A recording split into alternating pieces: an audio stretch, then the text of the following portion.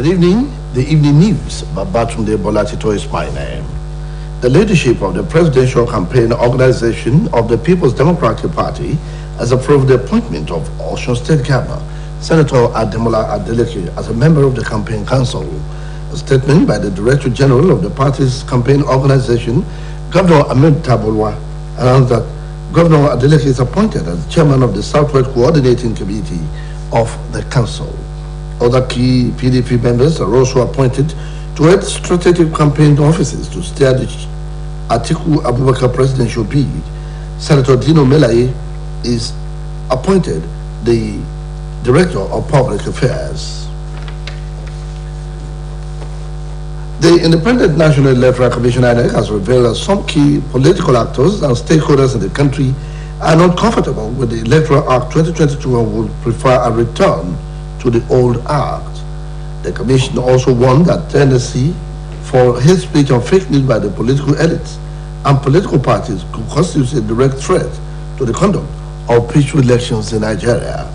The INEC National Commission and Chairman Information and Voter Education Committee, Festus Okoye, stated this during an interface with the media and civil society organizations on identifying and mitigating flashpoints of electoral misinformation and disinformation organized by the International Press Center in Abuja.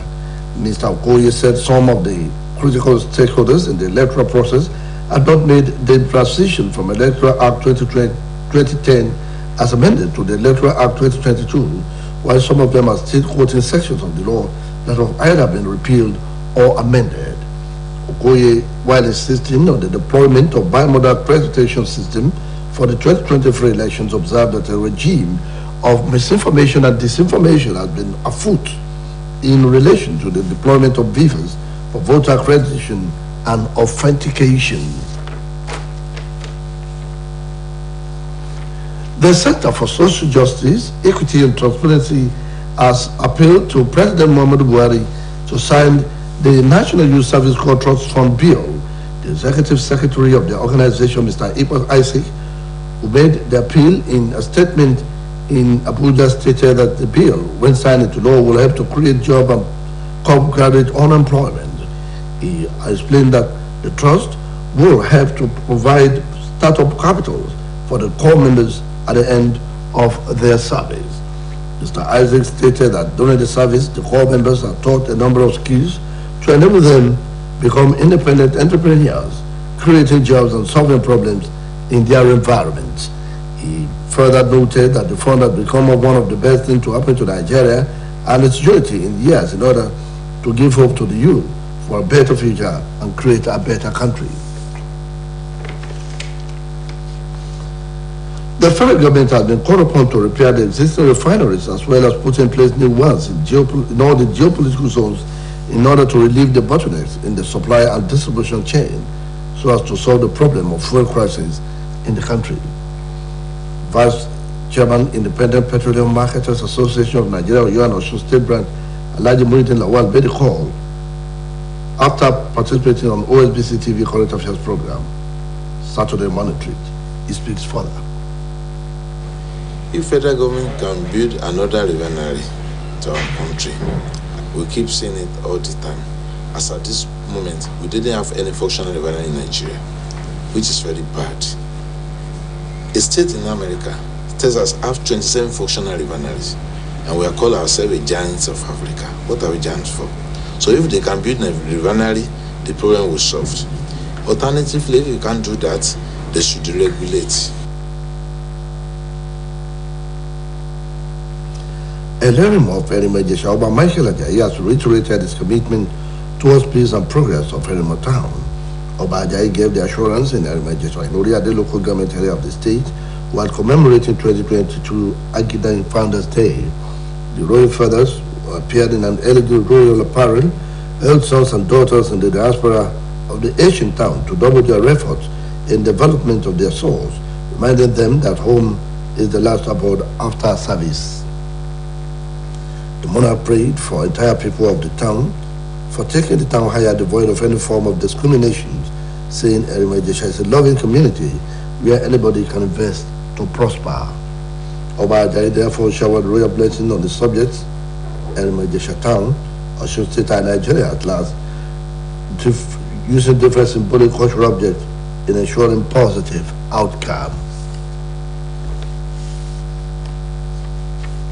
Sexual and gender violence has been described as a serious public health problem and violation of a fundamental human right.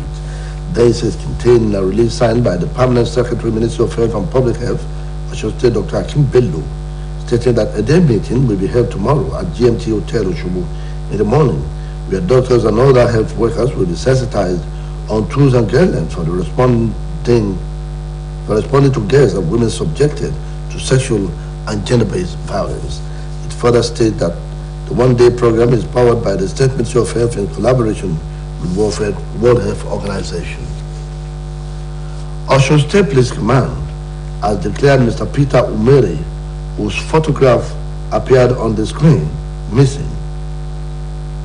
This is contained in a release by the Public Relations Officer of the Command, Mr. SP Yemisi Opalola. Mr. Peter Umere, who lives at was said to have left home since last month to an unknown destination and has since not returned. Umere is 28 years, dark in complexion, about 4.5 feet tall, and without tribal marks. He is an Isoko by tribe, speaks Isoko, Yoruba, and English fluently. The release enjoying people with useful information about his whereabouts to contact the nearest police station. Similarly, Osun State Police Command has announced the sudden and unnatural death of one Ms. Emmanuel Esther, whose photograph is shown on the screen. This is contained in a release by the Public Relations Officer of the State Command, SP Yemisi Opalola. According to release, the deceased was found lying dead sometime last month around Old Garage area of Oshobo, but has since been deposited at Junior Teaching Hospital morgue for autopsy. The release enjoined members of the public whose relative is missing to report at the State Criminal Investigation Department at Police Headquarters, Ring Road, Oshobo, for verification and further information and necessary action. Morocco have extended their dream run at the World Cup as they out-taught and out-fought Portugal in the stunning 1-0 win to become the first ever African country to reach the semi-finals. And Yesi leapt high in the air to head home, the game's only goal just before halftime at the Tumama Stadium, to strike a significant blow against football established order and book a semi-final ticket on Wednesday. Morocco had already beaten Belgium and Spain in this tournament, but the win over Portugal is nothing short of remarkable. Rafiqul Islam has joined tens of thousands of opposition supporters in the capital of Dhaka, but he had to fake his identity to evade detention ahead of anti-government rally. The police in the South Asian nation of Bangladesh had arrested hundreds of supporters from main opposition Bangladeshi Nationalist Party, which had called for the rally to protest against price rises and demand resignation of Prime Minister Sheikh Hasina. Islam said it was BNP's last of series of rallies organized across the country in the past weeks to demand new elections under a neutral caretaker government. From the Dakar rally, BNP top leadership renewed the call along with demand for withdrawal of cases against its party chief, Khalida Zia, and her son Tariq Ar-Rahman, both of whom were charged and convicted in what the party says are politically motivated cases. That ends the evening news on Osbc TV. Please join us at 7 for Deadline.